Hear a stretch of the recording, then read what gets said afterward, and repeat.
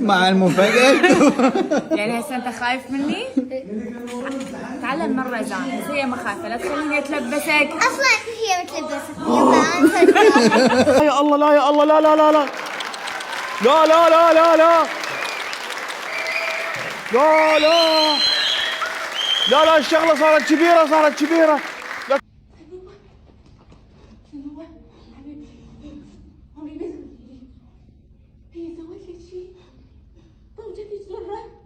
يا هاي اذا كل وحده بنت بلد شو اقول عليه؟ شحش حتى الحكي خلص. انه الله اكبر يا عراق الله اكبر. خالد